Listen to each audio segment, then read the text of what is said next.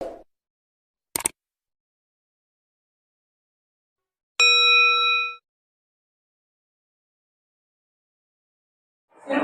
کے نام سے جو بڑا مہربان ہے، رحم کرنے والا ہے۔ میرے بہنوں اور بھائی السلام علیکم۔ میرا نام علیشہ ہے اور میں نویں نماز میں پڑھتی ہوں۔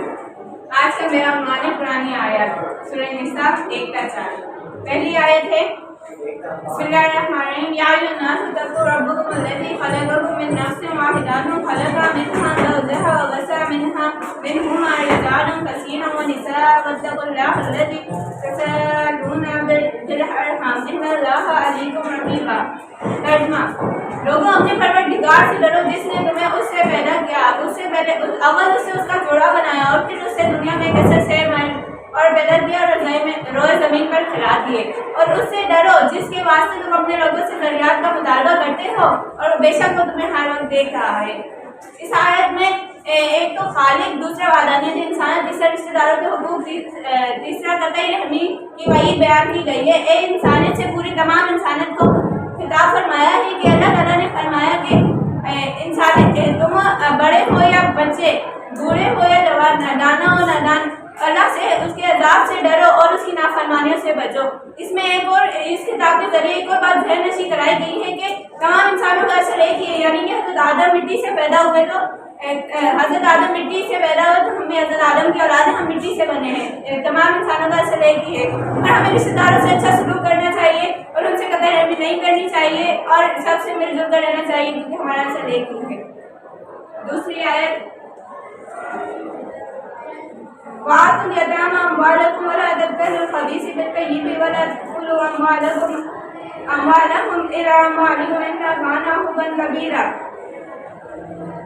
ترجمہ: اور یتیموں کا مال جو تمہاری تحویل میں ہے، اب ان کا مال اپنے ناقص اور برے مال سے نہ بدلو کیونکہ یہ بڑا سخت گناہ ہے۔ اس آیت میں یتیموں کی سرپرستوں کو ہدایت ہے کہ یتیم بچوں کے مال کی حفاظت کریں کیونکہ ان کا مال ان کے پاس امانت ہے۔ قرآن کریم میں یتیم بچوں کے لیے ان کی دیکھ بھال کرنا، ان کے مال کی حفاظت کرنا اور ان کی اچھی پرورش کرنے پر تاکید اور بہت اچھے طریقے سے بیان کیا گیا ہے۔ جو یتیموں کے سرپرست ہیں ان کو چاہیے کہ وہ یتیموں کے مال کی حفاظت کریں کیونکہ وہ ان کے نگران ہیں۔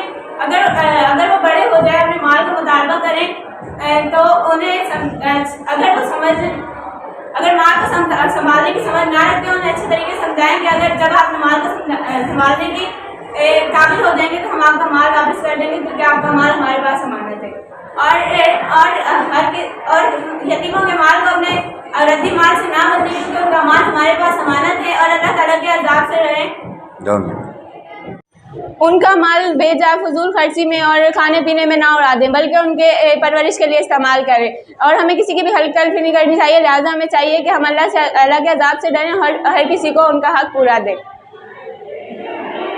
آیت نمبر 3 وَآتُوا النِّسَاءَ صَدُقَاتُهُنَّ نِحْلَةً فَإِن طِبْنَ لَكُمْ عَن شَيْءٍ مِّنْهُ نَفْسًا فَكُلُوهُ حِينًا مَرِيًّا۔ اور عورتوں کو مہر ان کی خوشی سے دے دو، ہاں اگر وہ مہر کا کچھ حصہ تم پر چھوڑ دیں تو مزے سے کھا لو۔ اس آیت میں عورتوں کے خاص حق مہر کی ادائیگی پر زور دیا گیا ہے۔ مہر وہ رقم ہے جو عقد نکاح پر شوہر کی طرف سے بیوی کو دی جاتی ہے۔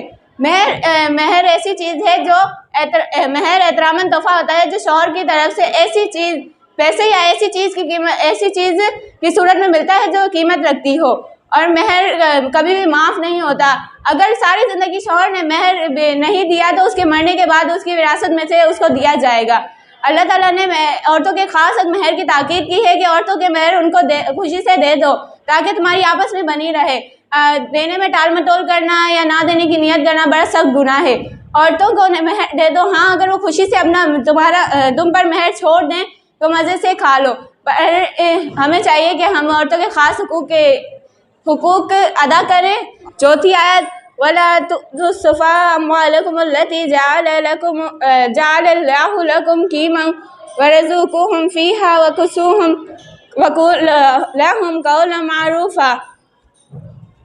ترجمہ: اور کم عقلوں کو مال نہ دو کیونکہ اللہ تعالیٰ نے انہیں تمہارے لیے سبب معیشت بنایا ہے، اور ہاں ان کو کھلاتے پلاتے رہو اور ان سے معقول بات کہو۔ اس آیت میں کم عقل و معذور و یتیموں کے بارے میں بیان کیا گیا ہے کہ اگر وہ مال نہ اگر عقل والے ہو اور مال اگر وہ بالغ ہو جائے اور مال سنبھالنے کی صلاحیت نہ رکھتے ہو تو ان کا مال نہ دیں، کیونکہ اگر مال ضائع جاتا ہے تو مال ضائع کرنے سے مال اور مال کے مالک کو بہت زیادہ نقصان ہوتا ہے۔